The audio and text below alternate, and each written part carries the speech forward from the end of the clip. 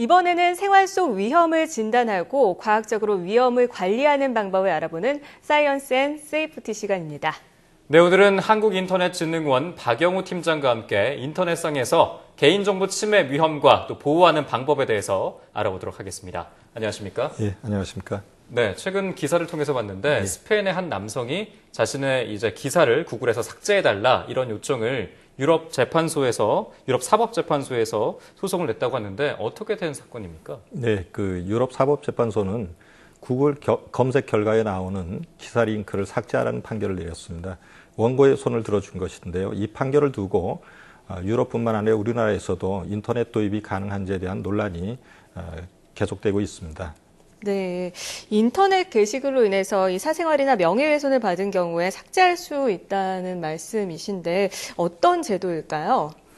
예, 현재 우리나라 정보통신망법에서는 인터넷 게시물로 인한 피해를 최소화하기 위해서 사생활 침해나 명예훼손 등 권리 침해가 발생한 게시물에 대해서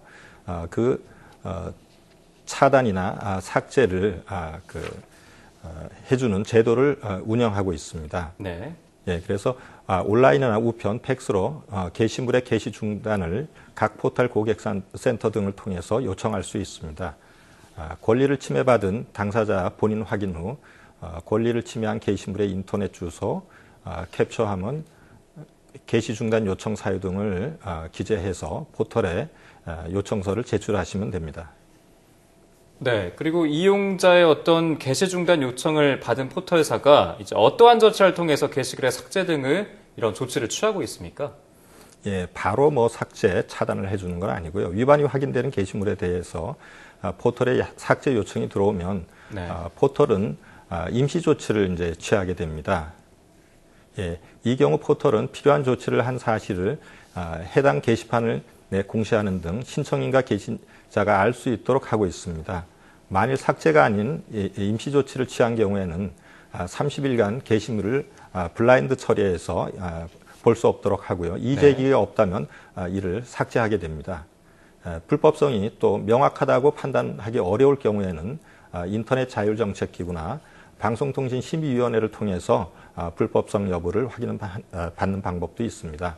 네. 그리고 삭제된 게시물의 경우에는 복구가 어려우므로 복구는 30일 이내에 이의 제기를 한 경우 방송통신심의위원회로 이관하여 심의 결과에 따라서 복구 또는 삭제 등의 조치를 취하고 있습니다. 네, 말씀을 들어보니까 우리도 잊혀질 권리가 일부 인정되고 있는 것으로 보이는데 예. 이 유럽 사법재판소가 말하는 잊혀질 권리와 임시 조치가 좀 유사한 거 아닙니까?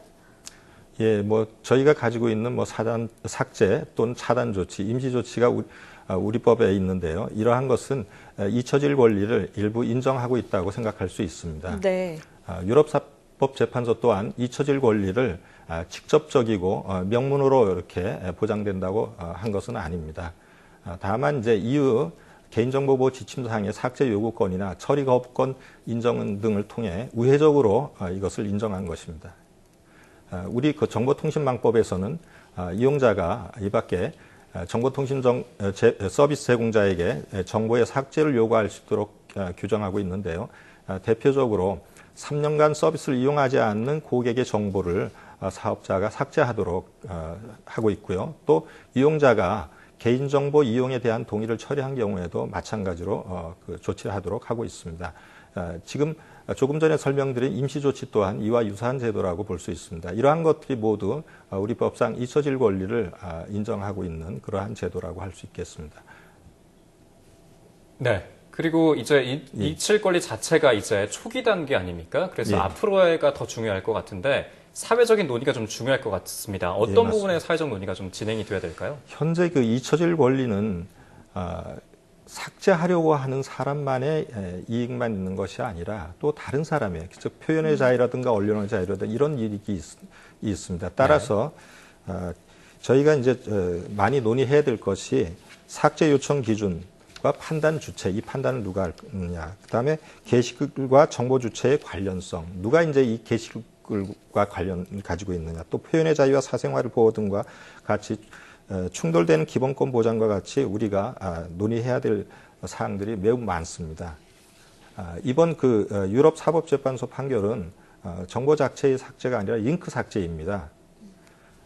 오랜 시간이 경과하여 현재 정보 주체와 관련성이 없다고 판명되거나 현재 시점에 부적절하다거나 또 현재 시점에 과도하다고 인정되면 자신의 이름에 대한 검색 결과에서 링크 삭제를 요구할 수 있는 것입니다. 네. 그런데 현재 우리 법은 정보 삭제를 규정하고 있어서 이것은 원래 게시된 정보는 그대로 보존된 상태에서 검색 엔진의 링크 삭제가 우리 법에도 적용되어 가능하다라고 해석할 것인지 이것은 좀 법원이라든가 또 전문가들이 검토가 필요한 사항이라고 할 수 있겠습니다. 네, 좀 애매한 부분이네요. 이 표현의 자유와 사생활 보호에 대한 논란이 클 것으로 보이는데요. 이 인터넷상에서 표현의 자유가 침해를 받을 수 있다, 이런 우려에 대해서 해소가 될 수 있을까요?